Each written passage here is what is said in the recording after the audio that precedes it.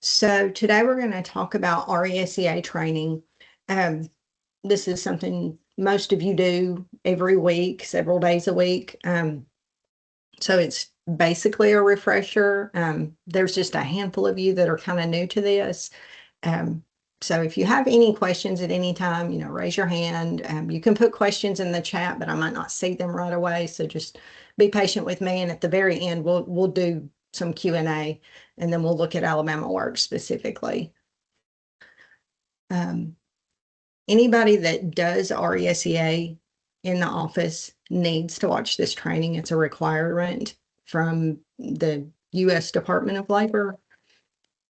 So if anybody is absent today, they called in sick, whatever the reason, managers, please make sure your staff watch this training at some point and get it logged into the training logs so that we have that documentation that they've done this part. Okay. So I have to advance my slides. All right. So to give you a little background on RESEA, it began in 2005, and it's based on a Nevada model combining reemployment services with eligibility assessment. Since about 2015 through present, we're using an expanded REA model, and its historical focus on claimants profiled as likely to exhaust their unemployment benefits. And if you see the UCX, that's like the federal benefits. And it was permanently authorized in 2018.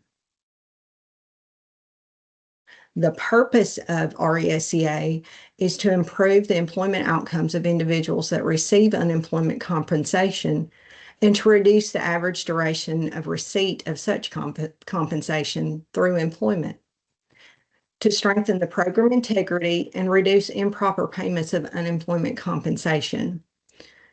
And thirdly, to promote the alignment with the vision of the Workforce Innovation and Opportunity Act of increased program integration and service delivery.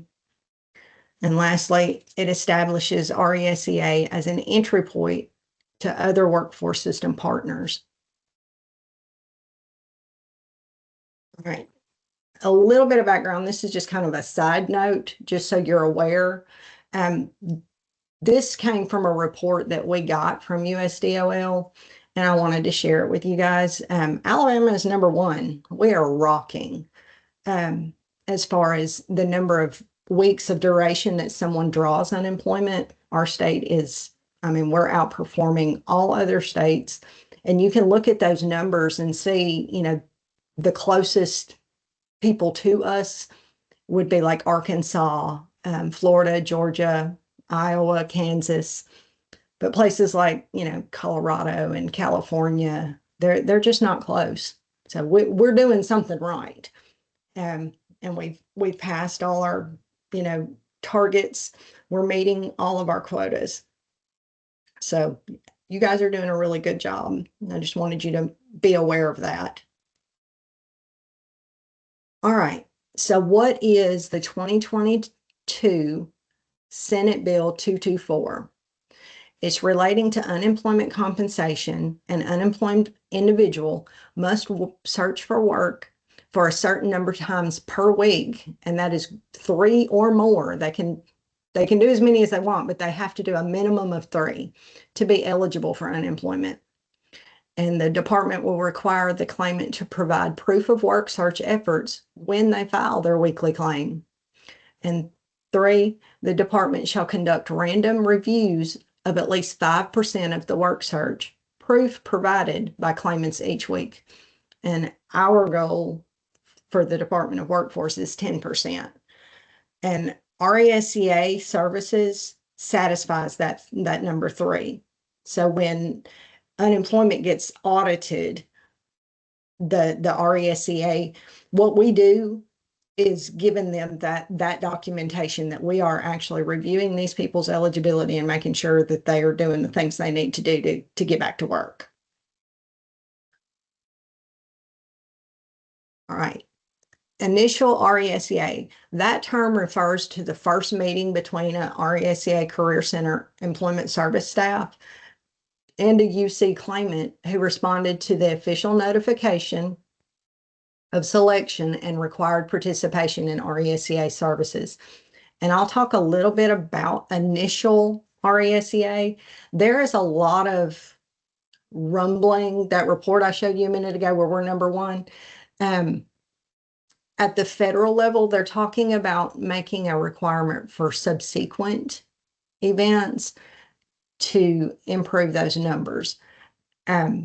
We already do follow up, most of us.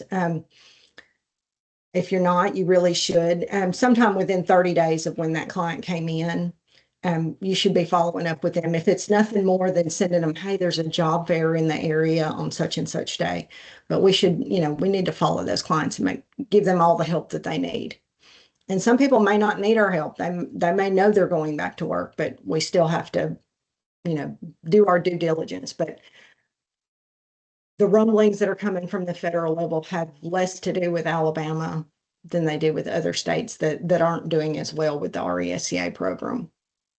So we just need to be aware that if we're not doing follow-ups, we need to start. And at some point, it could be required that we have them come back to the Career Center. All right, so their notification letter, this is just a copy of the letters that you see every week. And on the front page, you can see, it's got their name and everything. On the back page is where they put in their proof of work and answer those questions that they have to answer every week when they file their claim. You need to make sure that this is complete and signed. If they did not bring it with them, if they forgot it, you can go to Alabama Works resource page and print one out for them and fill in their information, their name and things like that, so that we have that documentation. But we've got to have that in the system. Just because they forgot it doesn't mean we don't have to have it.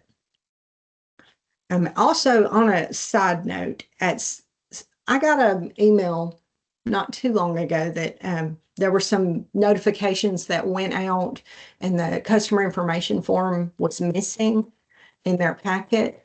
So the clients were coming in and they didn't have that customer information form already completed. If that happens, just give them one from the front counter and have them fill it in.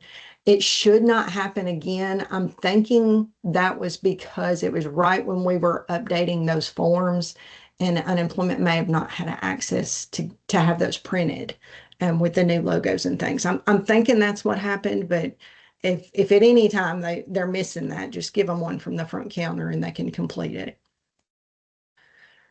All right, this email that I'm sure all of you have seen at some point, every week there was one or two or up to 9 or 10 individuals that for some reason were not automatically scheduled into the events calendar. And then Anya would send you these people so that you could contact them and remind them of their appointment. You should not be getting these emails anymore. We think we have fixed what was causing that error. But just so you're aware, it can still happen, but I think we have fixed it and you shouldn't get these anymore. Everybody should be automatically done. All right, so the required minimum services that we have to provide. Of course, the R01, that is the service that of where they got the letter. They were notified of their mandatory appointment. Okay, and then the 2 through 5, that's going to be their eligibility that we reviewed, made sure they filled that paper out all the way and that they're doing the things they need to do. The IEP that's signed and uploaded, the RESEA assessment orientation, and then the job search specific labor market assistance. And all the labor market information charts and things, all of those brochures and flyers have been updated. So you can order those if your office is running low on those. Those are ready to go. Now, our other brochures, like our Career Center brochures, the OJT brochures, those are not quite ready yet, but hopefully soon. until then, just use old ones. All right, additional work search activities. We want to make sure that nobody leaves our Career Center without a resume. If they already have one, make sure you review it with them. If there's any typos on it, fix it for them. If it's just a hot mess, clean it up for them, give them something that's going to help them get a job. Every person that comes in for RESEA services should have a tutorial on Alabama Works. Even if they are frequent users, still walk them through, because you may show them something they don't know. Show them how to filter that job search so that they can, widen their net, or, they may have some job skills that they didn't realize, were applicable to a certain industry. So make sure you're walking them through that process, and then go over their interview skills and their soft skills. That's that uncomfortable conversation to make sure you wear deodorant, you're dressed for an interview, things like that. Because if they can't, nobody likes to interview. That makes you nervous. You have to talk about yourself, and you're afraid you'll mess up or you'll forget something. But make sure you kind of go over that with them, that how they can better prepare. Because if they can't get past the interview, it's hard for them to get the job, unless it's, just one of those just show up jobs. And then training and education. If they need some referrals to WIOA, or maybe they just need, maybe they need a refresher course on something that they have skills in, but they've been in that job for 15 years and the technology has changed. They may need some computer classes. They may need just something. So make sure we're making those referrals if they're needed. Or if they have some sort of disability that they've never really addressed, they might need an ADA accommodation. Maybe they're hard of hearing, and they just never really disclose that. So they might get some accommodations. All right. So the minimum requirements that we just went over each one, they are not considered completed until you've done all of them. You cannot mark them as attended until they have done every bit of this. If they leave in the middle of the RESEA, then they did not attend. You need to make sure you're completing it. I'm not going to read all of these, but I just do want to touch on a few. You want to give them support to the extent needed. So when you do that IEP plan, I'm looking at number 4 here. If you're going to case manage them, say this person just really needs a lot of assistance getting back to work, you can leave that IEP open and continue to work with them toward their employment goals, but you can close it.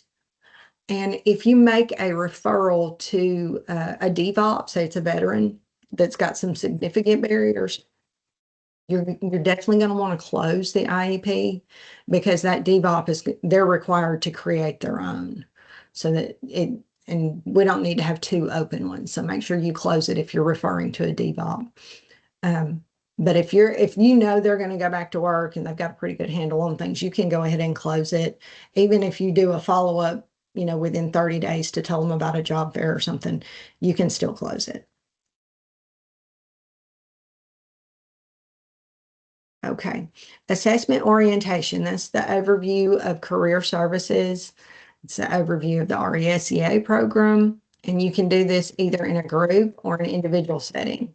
And if you're doing it virtually, if they can do it through Teams, or if they can FaceTime you, something like that, you can show them the video that way. We need to make sure, even with virtual, we need to make sure that they're actually watching that video. And this is just a screen of the slide of the video. I'm not going to play the video for you, but we are going to try to update these so that they have the new logos and color schemes on them. But for now, we're just going to use what we have. Hopefully I can get the logos changed and we don't have to re-record this, but if we do, we'll get it posted to Alabama Works, to the resource page for you, and we'll send out an email and tell everybody about it. All right, so this is the LMI stuff that I was talking about that's been updated and it's ready to go. Um, this is from Region 4, but you can use any region. You can do statewide or whatever region you're in, but you want to give them some realistic expectations um, of, what that entry level wage of something might be. Compared to the experienced wage, because they may need to change career paths. They may have worked in a daycare and they really like working with kids, but they don't have that teaching certificate. Well, we may need to kind of look in another direction to find them something that's going to give them a living wage. Because it's really important, and because they don't know what they don't know. If they've not experienced what's out there, then they don't know what to look for or how much stuff pays. And this just gives them all the information at their fingertips and they can review it, they can look back at it. But every client that comes in should be getting some sort of labor market information to assist them in their decision making. Okay, the IEP. I know we have, most of us have the copy paste thing down where we just kind of have a script we go by, but make sure you're doing this with your client so that they understand what you're doing and why you're doing it. You want to be real specific to their past or future career goals. And then identify at least one short-term and one long-term goal. And some of this could go back to the LMI information. Right now they just need to get a job, but then they know that they want to be in a specific industry, and then show them the long-term goal. Well, I might start out as a IT tech, but way down the road, I could be an IT engineer because I could go to school while I'm being a tech and further my career that way. So make sure you have some of those goals in there, and be specific. If any of you also do WIOA, you know that this is real important to be specific, because they have to be, attainable, measurable, all the things. And again, you can close this if you feel like it's ready to be closed. Review of eligibility. Again, you just want to make sure you're checking that everything has been filled out and complete, and it's not something off the wall. So like if their job that they got laid off from was a production worker, they drove a forklift at one of these plants. Well, you're going to want to make sure that they're not applying to jobs that are not attainable. Some people will just put anything on here just to jump through the hoop. You want to make sure that they're not applying for a lawyer job or something that they don't have the skills or qualifications for. So you just want to kind of look at it pretty specifically. You don't have to, you don't have to criticize the ones that they do. That, if they're able and have the skills to do the job, it's fine that they applied to a certain company, even at like an entry level position, especially if they're like trying to change careers. But you may ask them to justify, some of the things that they wrote on there. All right, so documenting the attendance. You want to make sure that you have uploaded all your information, all the documents, everything's been signed, everything's complete. And then you want to go into your calendar and change it from registered to attended. And then all the other services, the RO2, 3, 4, 5, those will automatically update as well once you do that RO1 service. And I'm sorry, I have allergies, so my voice is going to get raspier and raspier the longer I talk, but I just apologize. Just bear with me. Let's see. These are not the only services you're going to put in, but these are the ones you have to go to the calendar to mark as attended. All right, so some tips and information. Virtual RESEA is optional for participants, but it has to be scheduled. And the referral letter, including their completed contacts, all of that has to be received by you prior to that event. So if they want to do it virtually, that's perfectly fine. And it may be that they take a picture of their completed paperwork and email it to you through their phone. That's okay, as long as we have it and can upload it and it's readable. But make sure that's always an option for the participant for whatever reason they have it. They don't have to, it's just something they want to do. And we have 3 full-time RESEA people now, that's all they do, scattered throughout the state. I think there's one in Montgomery, one in Birmingham, and one in Dothan. And those are like 3 of our biggest RESEA offices. And that's all they do.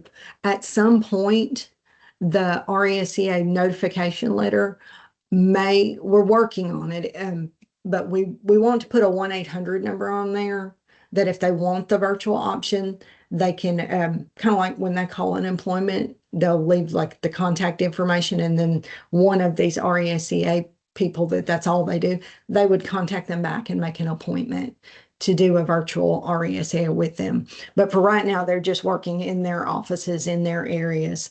But eventually we want to spread that a little bit across the state where we can get that 1-800 number on the letter and make that more of an option, because that's just, with all the technology these days, that's kind of the direction everybody is going, is the virtual option on the national level.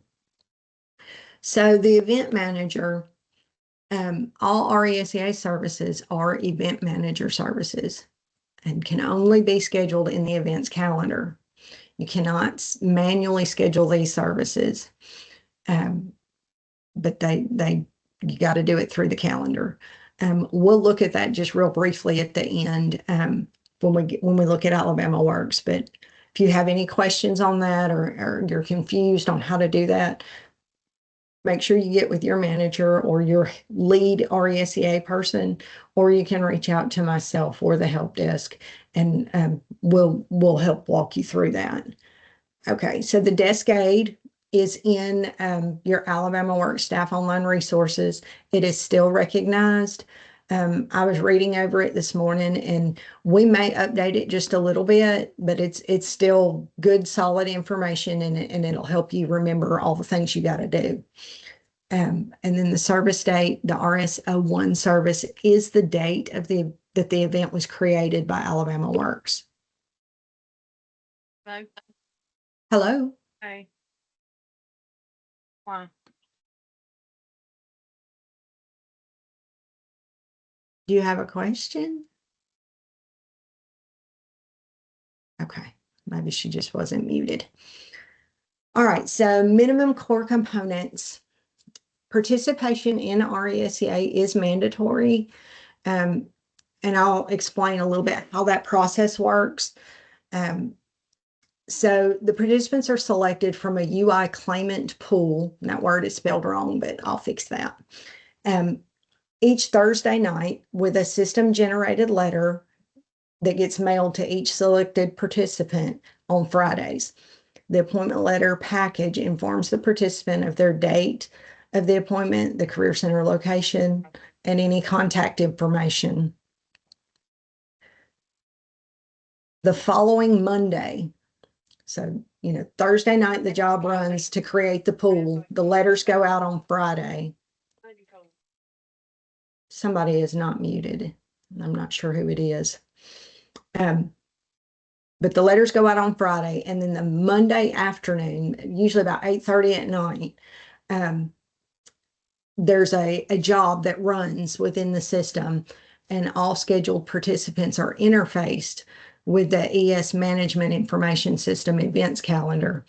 And that's what schedules everything. So that's why you get an email from me on Tuesday, usually Tuesday morning, to let you know that has occurred, it's taken place, and that you can now contact your people that will be coming. The assistant director is going to notify you of the Career Center management of the success of the transition. That's that email. Right now I'm doing it. We don't have an assistant director, but as soon as that's announced, we'll let you know. Okay, each assigned career center is required to provide outreach to the client to remind them of their scheduled appointment and provide necessary services, which could be virtual or in person to their scheduled appointment. The results of this outreach should be entered in the case notes. Okay, so most everybody does this, but if you're not, you want to make sure you're doing that. When you do outreach, take credit for it. Put it in the case notes that you reached out to them and told them. And even if you didn't, if you just left a voicemail, say that in your case notes. But we need to make sure that we're documenting what we're doing.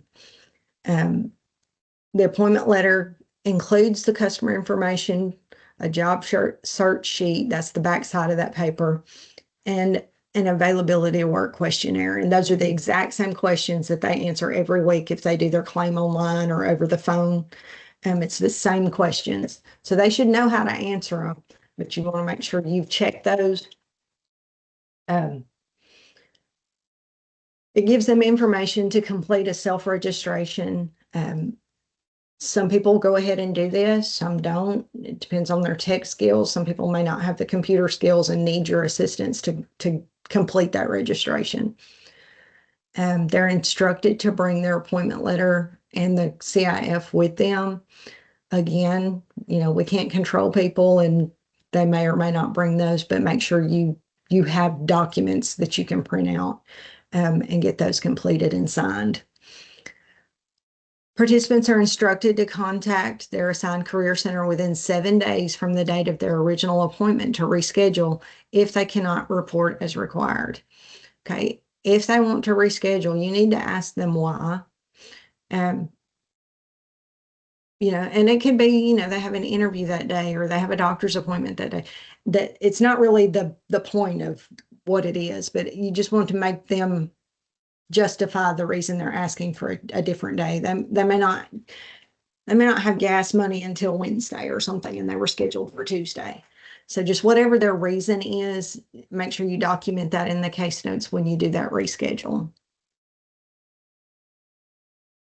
All right, virtual services should always be an option. We talked about this a little bit already. They have to attend that group orientation, the video. They have to watch that or be rescheduled for a future event. If they're late, they're not on time, and the group orientation's already started, because you don't want to interrupt it and start over because somebody was late. If they were late, what I would do would be to sit them down one-on-one and have them watch the video on a resource room computer or something. I wouldn't interrupt the orientation if you've got a group in the conference room. After the individual has completed group orientation, they're required to complete the one-on-one sit-down interview with the Career Center staff to review the eligibility and relating to the job search activities and all the things. And that's when you go over all their paperwork and you start their interview. You're going to identify any barriers that they might have. If they need some skills upgrade, if they need referrals, they may need a referral to, they might need help with their power bill. They might need food stamps or the housing, anything while they're, because if you want them to be job ready.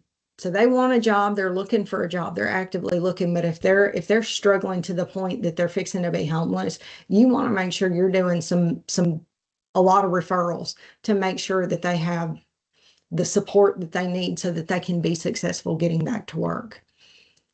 All right, assist the claimant in developing an IEP and posting this plan to the Alabama worksite under the participant's registration.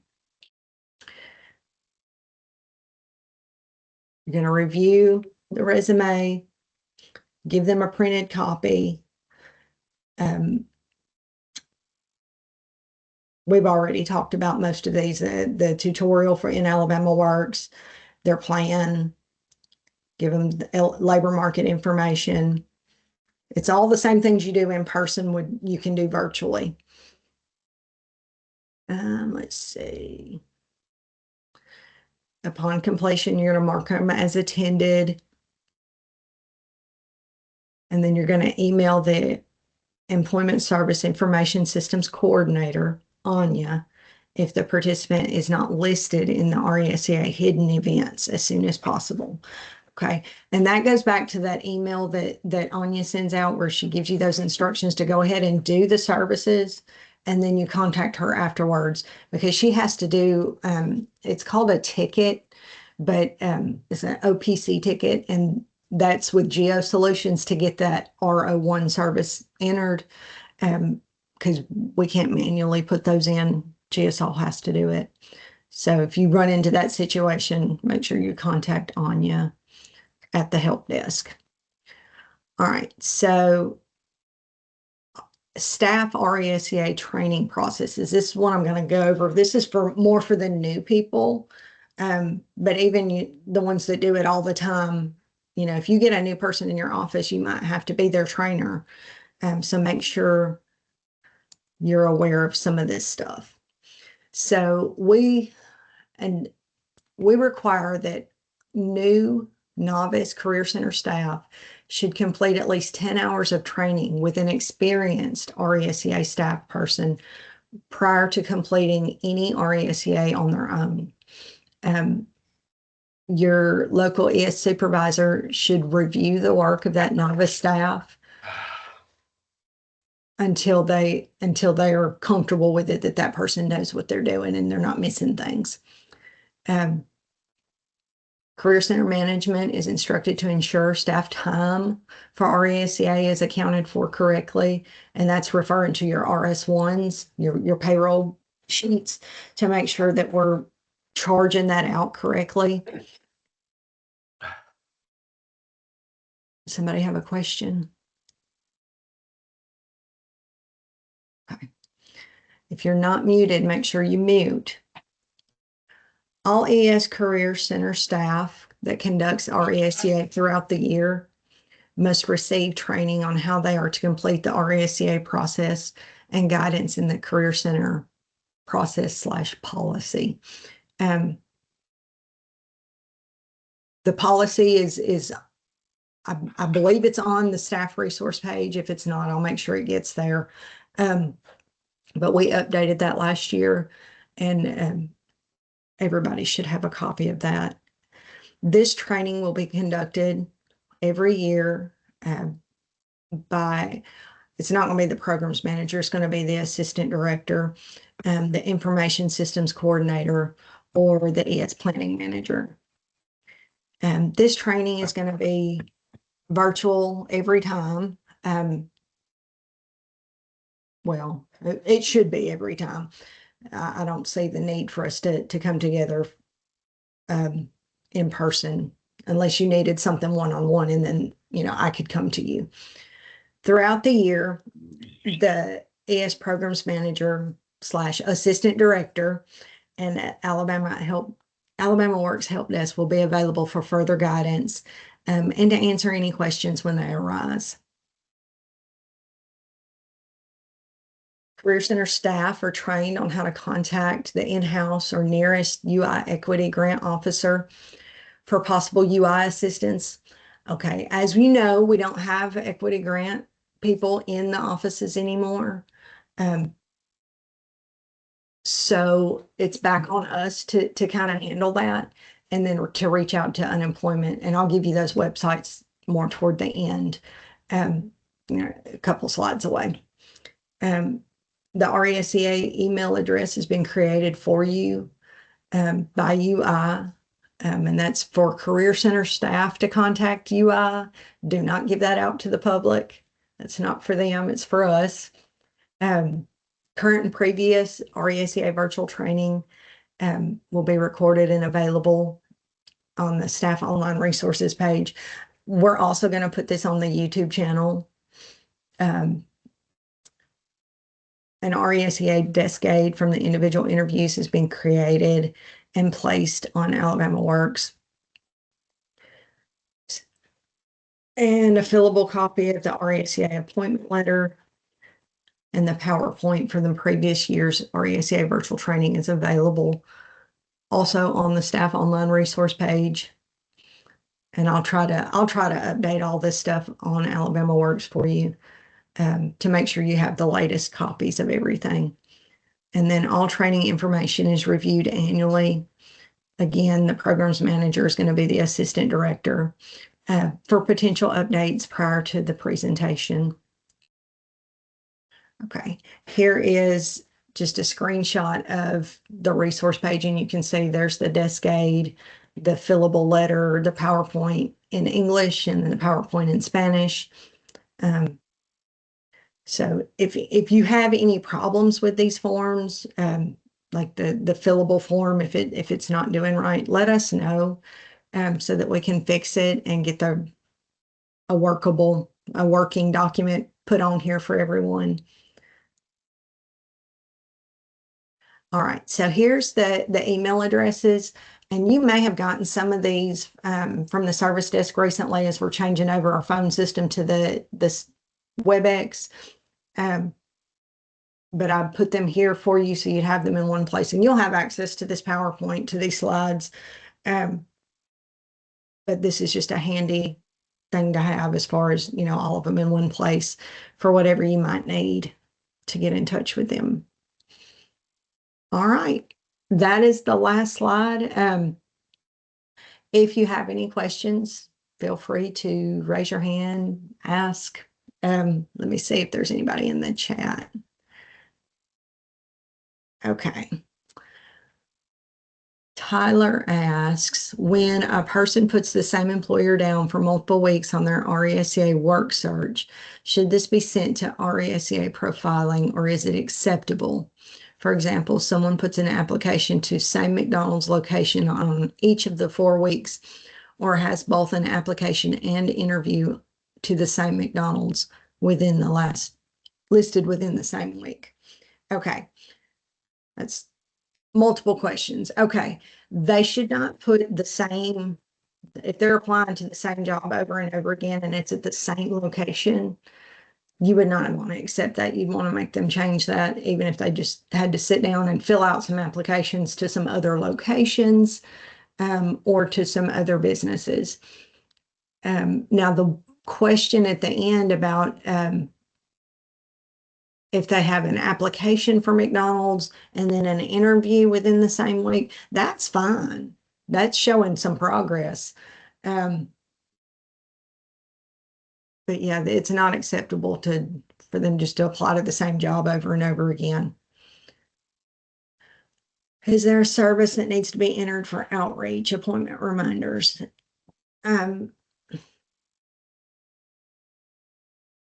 You are giving them some career guidance, so you could put that service in there if you wanted to. If their Wagner Pizer is not complete, I'm not sure it'll let you. But yes, you can enter services as you do them. Okay, Kara asks, is it acceptable for 3 job searches to be listed on the same day within that week? Yes, that is acceptable.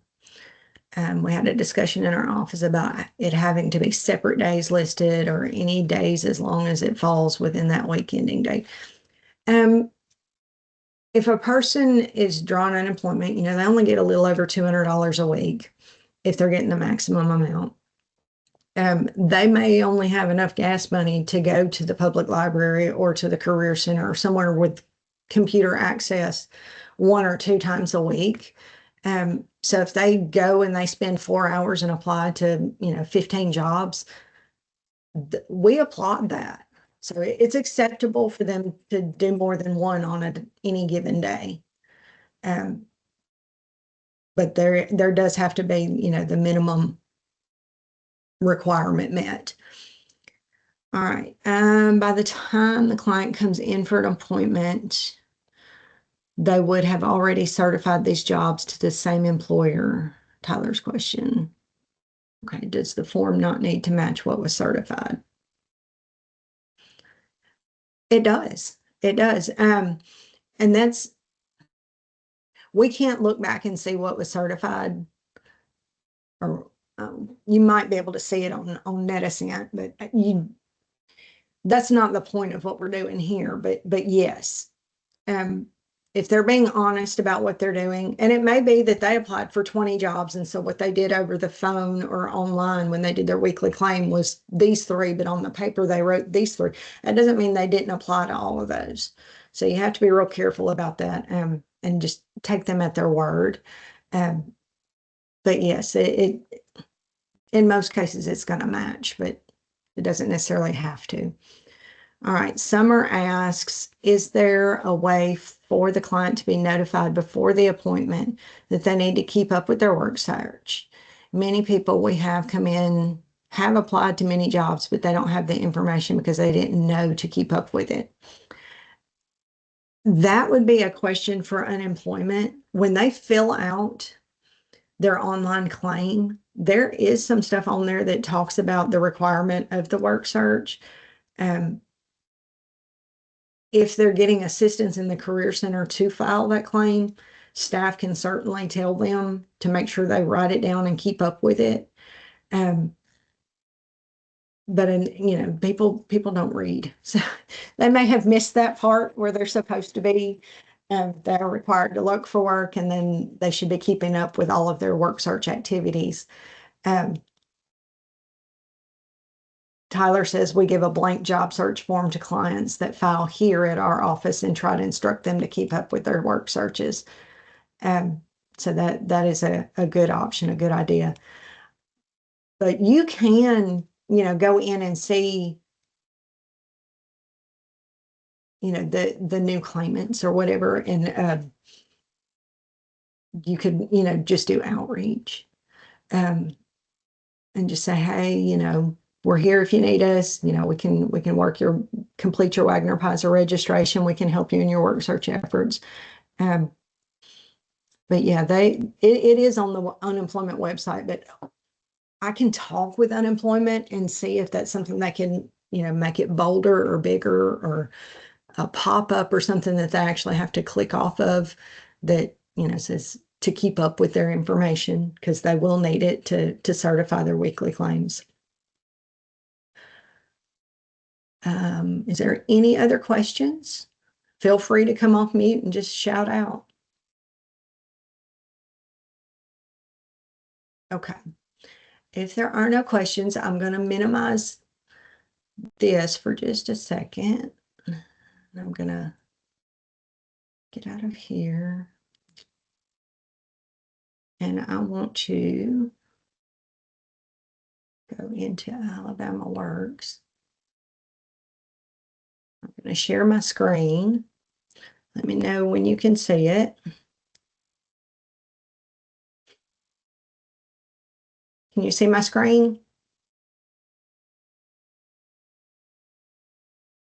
Okay, I got a thumbs up. Yes. Thank you. Thank you.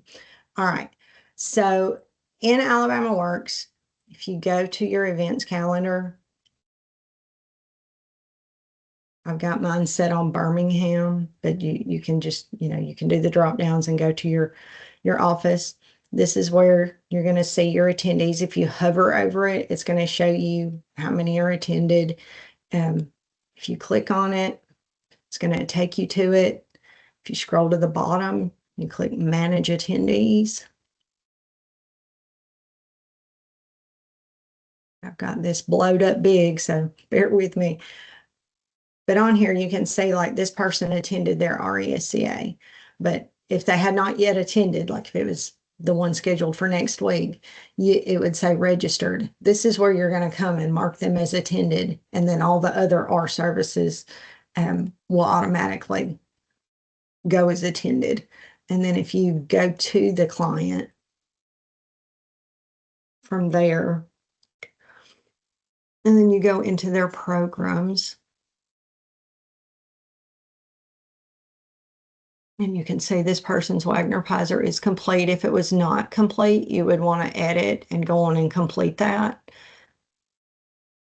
And then you would want to, Jerry Crossley, I am using you as a guinea pig here. Sorry about that. I should have asked you first. But you can see, let's see if I can find the R services. There we go. says successful completion for all of those, but you can also see that the date of service was 210.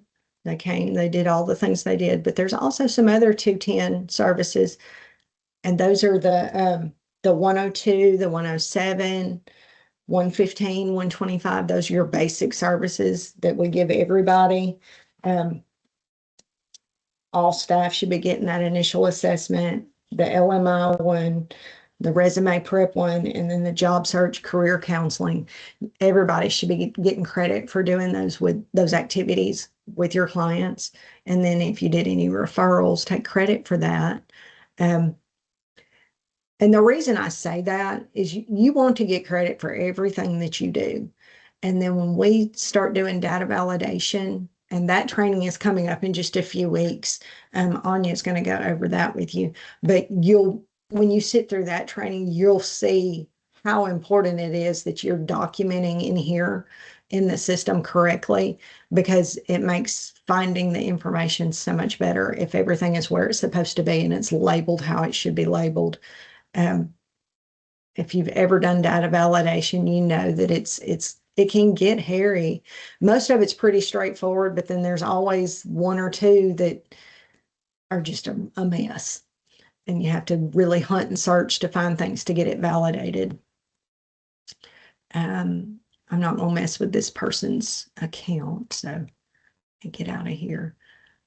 Does anybody have any questions on like how to change an appointment? Like say you had somebody that they got their letter and they want to be seen in a different office. You want to make sure that that, when they call to ask that, they said, well, I'm supposed to come to your office, but I'd really rather go to this office because it's closer to me, or I'm going to be in that town that day because I have an interview that afternoon. That's fine. It's their preference. They don't really have to have a reason. If they just want to go to the other office, that's totally fine. One manager will contact the other manager. So they were assigned to Demopolis. Well, they want to go to Tuscaloosa. Well, the manager in Demopolis is going to contact the manager in Tuscaloosa, and then the manager in Tuscaloosa is going to go to their events calendar and schedule that person. And then that's all that has to happen. They're just going to change the location of where that person is. Rachel, you got your hand up. Feel free to jump in.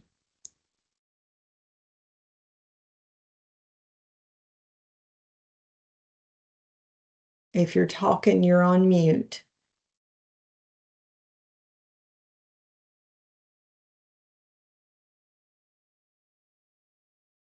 Rachel Gregory.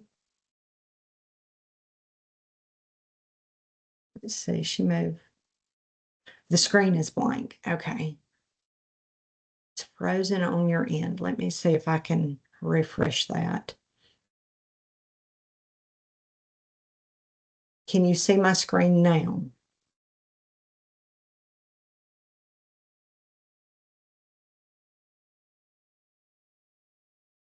Okay.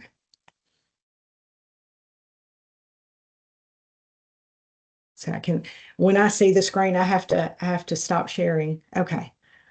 So I'm going to minimize so that you can see my screen now.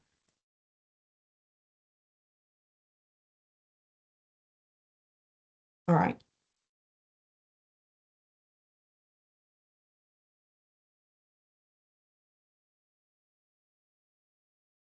All right. I'm going to stop sharing. Does anybody have any questions on any of that I just talked about as far as changing offices? If you aren't comfortable doing it, you get confused, you don't know how to do it, or it's not working, or you don't have the access, it's telling you you're not permitted to do that. You need to contact the help desk, and they can make sure you have access, because everybody should be able to transfer a meeting from one office to another, managers especially.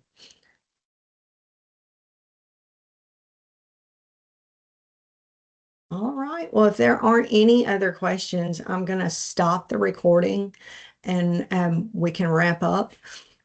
If at any time you do have questions and you think about it later, feel free to email me. And I am going to get this posted to both YouTube and on Alabama Works just as soon as I can. Um, and then I'll put the PowerPoint up there as well, so you can get those slides if you want them. And again, if you have any issues with any of the forms, just let me know. All right. I appreciate everybody's attention and questions and time. Enjoy the rest of your day and have a great weekend.